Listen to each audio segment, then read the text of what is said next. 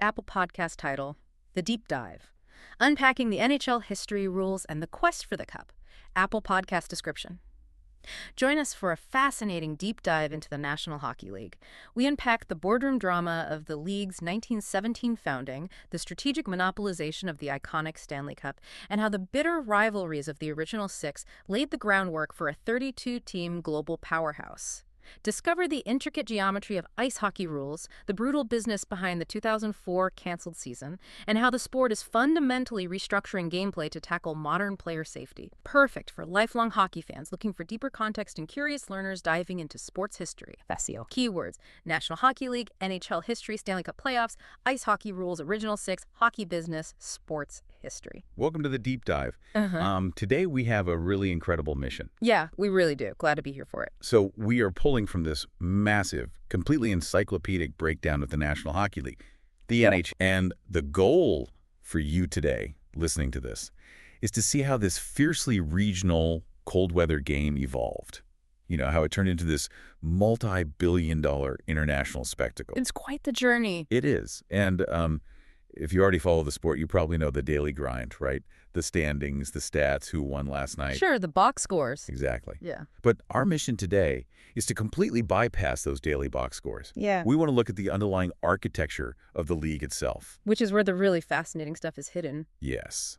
We're talking boardroom betrayals that literally birthed the organization. Yeah. The bizarre mechanics buried deep in the rule book, and the slow, sometimes really painful evolution of the business and the athletes. It is a perfect case study in how tradition is just constantly going to war with modernization. Totally. Because you have this sport that completely prides itself on old school toughness, right? Yeah, that grit. Right. Yet it operates as this cutting-edge global corporate entity now. And the friction between those two identities, that's what drives almost every single major turning point in the history of the NHL. Okay, let's unpack this, because that friction you mentioned, that started literally on day one. Day one. To understand the NHL, you have to go back to November 26, 1917. Montreal. The Windsor Hotel, to be exact.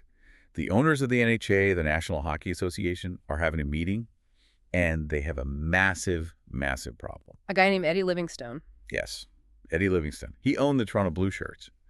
And by all accounts, in our source material, he was just infuriating to work with. He really was. Constantly exploiting loopholes, holding up league business, aggressively poaching players from the other rosters.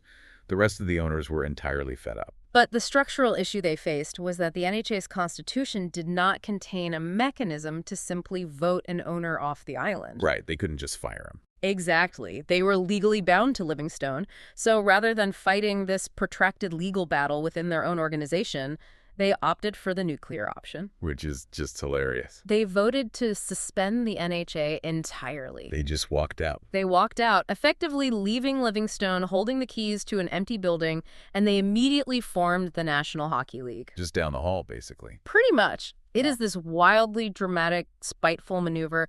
They essentially dissolved a whole company just to execute a corporate ghosting of one problematic colleague. It sets a very specific tone for the league right from the jump. So the NHL boots up with just 4 teams, all entirely based in Canada. And their immediate focus was competing for the Stanley Cup. Right. And the Cup is this brilliant anomaly in professional sports.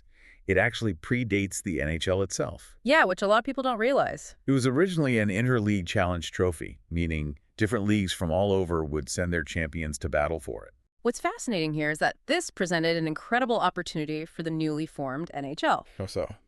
Well, a new league needs legitimacy, right?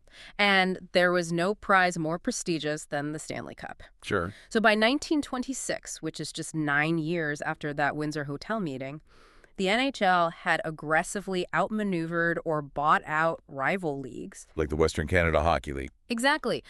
By eliminating that competition, the NHL positioned itself as the sole league competing for the Cup.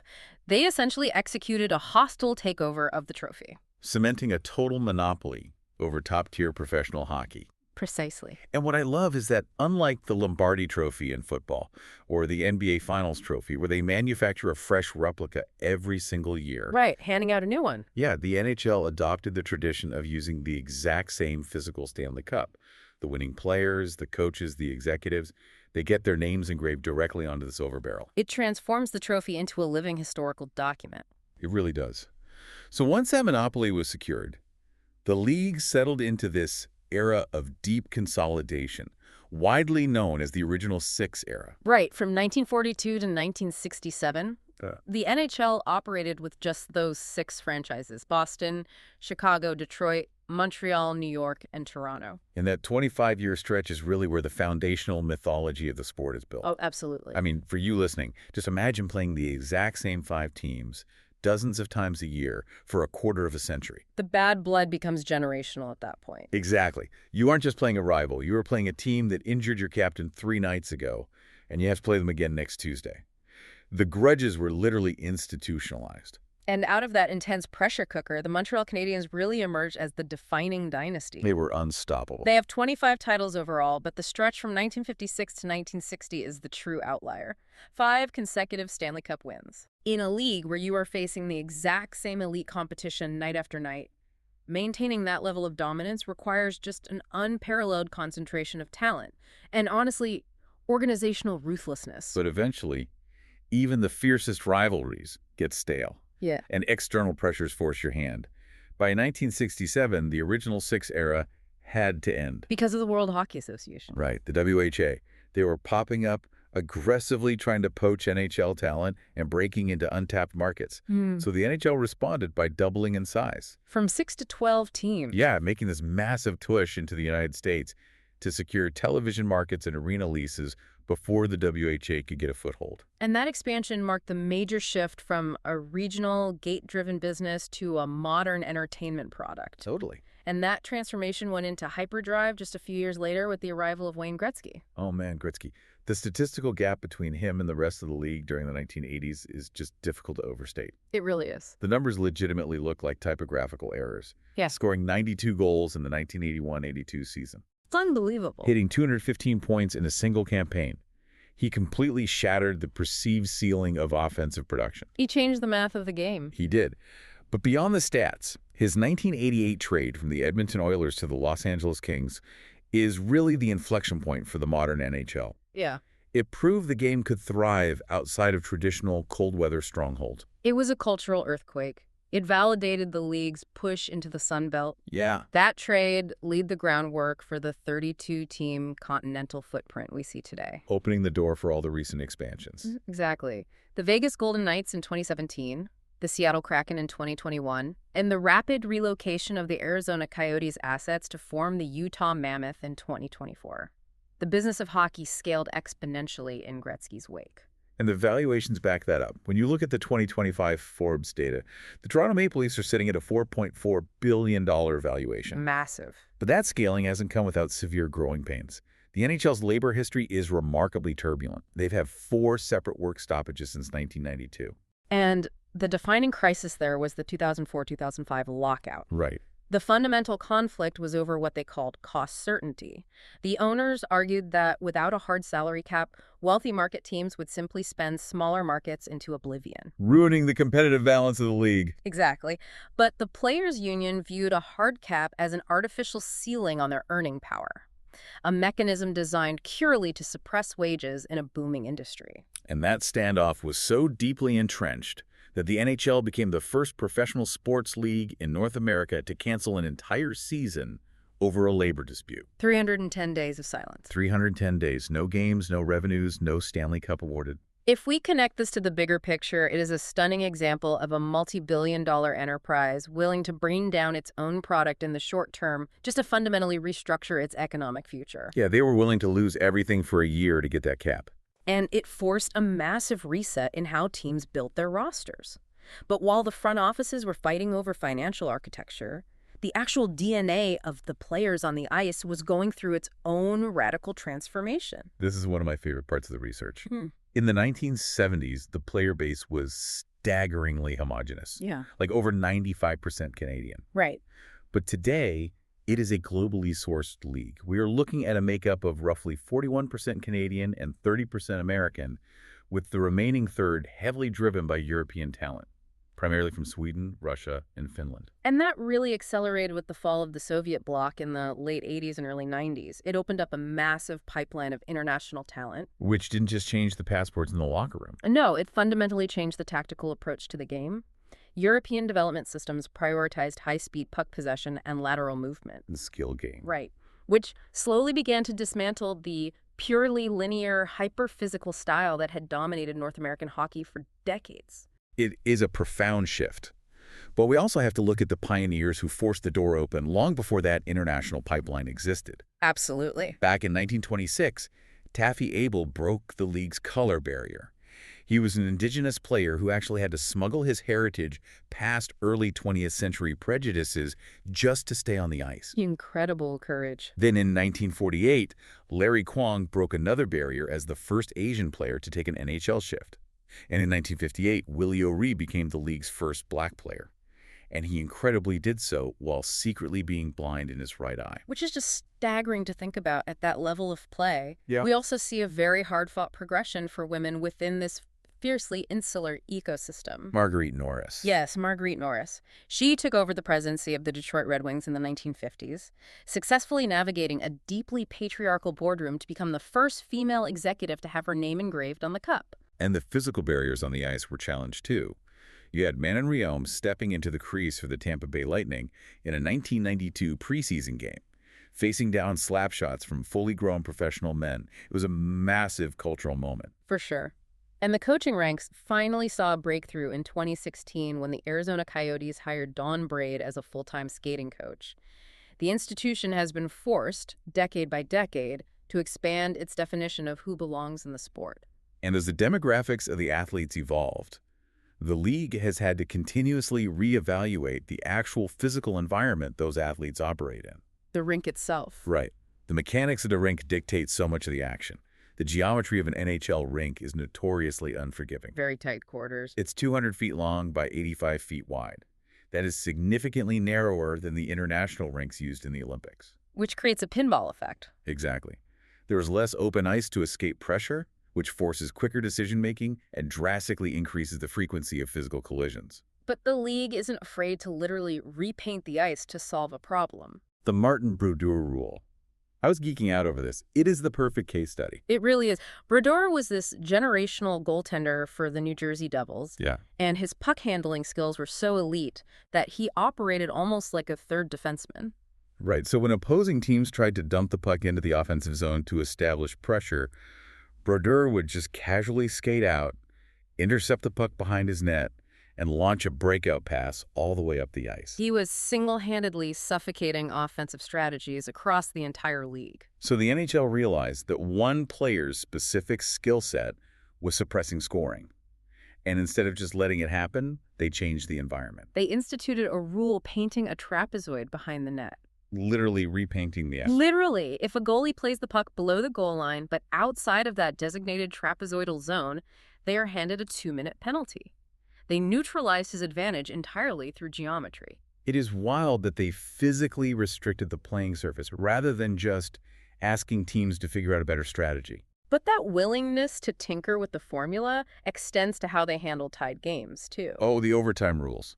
The contrast between regular season overtime and playoff overtime is jarring. It's like two different sports. In the regular season, a tie results in a 5-minute, 3-on-3 sudden death period. It opens up the ice, creating constant odd-man rushes.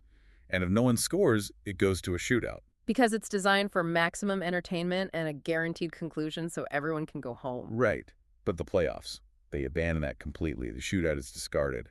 If a playoff game is tied, the teams play continuous 20-minute 5-on-5 periods, sudden death. It transforms the sport from a contest of skill into a pure, agonizing war of attrition. Agonizing is the word. 2 games in NHL history have actually gone to 6 overtime periods. 6. Think about that for a second. You're talking about athletes skating at top speed, absorbing heavy body checks, for the equivalent of 3 entire hockey games played back-to-back-to-back without a conclusion. The lactic acid buildup and the mental fatigue at that point are almost incomprehensible. Which brings us to perhaps the most complex issue woven through all the source material: the physical toll of the sport. This raises an important question about player safety.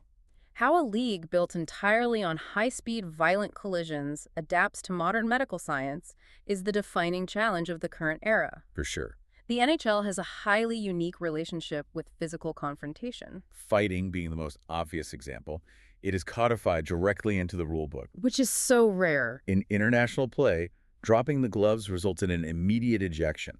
You're gone. Yeah. In the NHL, two players can engage in bare-knuckle combat, receive a 5-minute major penalty, sit in the penalty box, and just return to the game. And furthermore, their teams do not lose a player on the ice. It doesn't trigger a power play for the opposition. The league essentially treats it as a heavily regulated pressure release valve for the immense tension that builds up during a game.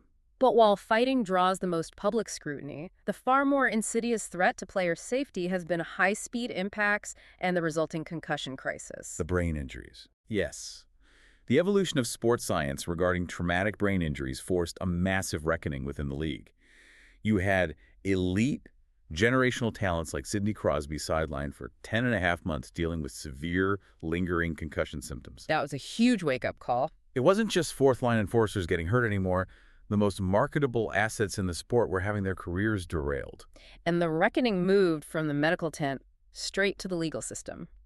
In 2013, a significant group of former NHL players filed a lawsuit against the league. Alleging negligence? Right, alleging negligence in protecting them from the long-term, devastating realities of repeated head trauma. It placed immense financial and public relations pressure on the NHL to fundamentally alter how the game is officiated and played. And we saw concrete mechanical changes stem directly from that pressure. Like the icing rules? Exactly. The implementation of hybrid icing is a prime example of the league actively trying to legislate severe danger out of the sport. Under the old rules, if a puck was cleared down the length of the ice, it triggered a dead sprint between an offensive and defensive player to see who could touch it first near the end boards. Which essentially guaranteed two men skating at 25 miles per hour converging at a solid wall. The resulting impacts were horrific, leading to broken femurs and severe concussions. So the hybrid icing rule changed that. It allows the linesman to blow the whistle and stop play based on which player wins the race to an imaginary line at the face-off dots, entirely preventing that final violent collision into the boards. It is a clear example of prioritizing long-term health over traditional high-risk physical spectacle. It is a sport constantly negotiating with its own aggressive nature. Definitely. So what does this all mean? When you step back and look at the breadth of this deep dive, the NHL offers an incredible lens on institutional survival. It really does. You have a league that started as a petty corporate grudge match in a Montreal hotel room. They monopolized a historic piece of silver and expanded across an entire continent. They survived lockouts that erased entire seasons. They slowly dismantled their own demographic barriers, and they are currently wrestling with how to keep their athletes safe without losing the visceral intensity that built their fan base in the first place. It forces you to look at modern sports not just as a game, but as a living organism, one that has to constantly shed its old skin to survive the changing economic and social climate. Beautifully said. And as we wrap up, I want to bring us back to the Stanley Cup for a second. The best trophy in sports. And that tradition of engraving the names of the champions on the silver barrel. It is often called the greatest tradition in sports, but there's a real physical reality to it. For everyone listening, you might be wondering, what happens when it runs out of room? Because it does. It literally runs out of room. Every 13 years, the barrel fills up with names. And it creates a fascinating logistical problem. They don't just keep building the trophy taller and taller until it touches the ceiling. No, they don't. When the bottom band is full, they physically remove the oldest band from the top of the barrel. They lock it away in a vault at the Hockey Hall of Fame, and they add a blank band to the bottom to start the cycle all over again. Wow. It forces us to ask a really profound question. In a sport completely obsessed with the concept of immortality, how long does your legacy actually last before you are quite literally taken off the cup to make room for the next generation? It's a sobering thought. It is something to think about the next time you see a battered and bruised captain hoisting that trophy into the air in June. Thanks for taking this deep dive with us.